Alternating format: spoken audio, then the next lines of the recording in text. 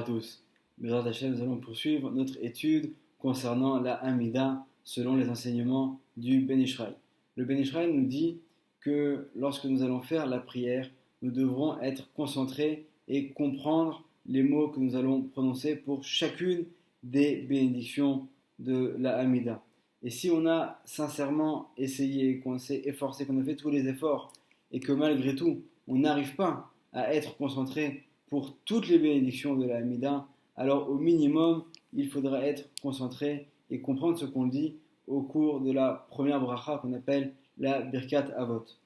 Le Ben Ishraï ajoute et nous enseigne que celui qui n'a pas été concentré au cours de la première bénédiction ne s'est pas acquitté de l'obligation de faire la Hamida et normalement devrait reprendre la Hamida au début et la recommencer cette fois-ci avec la concentration nécessaire.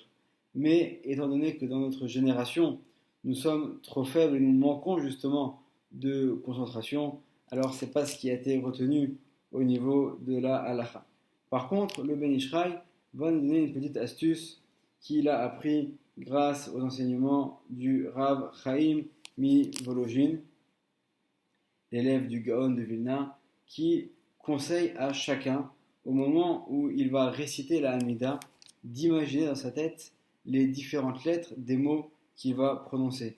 Et en faisant cela, ça va l'obliger en fait à être concentré sur chacun des mots qu'il va dire. Et également sur la signification du mot qui va sortir de sa bouche. Et nous dit le Ben Ishraï, d'Ivré et puis Chacham Chen, ce sont vraiment de très belles choses que nous enseigne ici Rabbi Chaim mi-Volojin. Mais cependant, celui qui va faire ça, c'est vrai que ça va être difficile de prier avec le reste de la communauté qui vont forcément aller plus vite, puisque cette méthode-là demande beaucoup plus de concentration.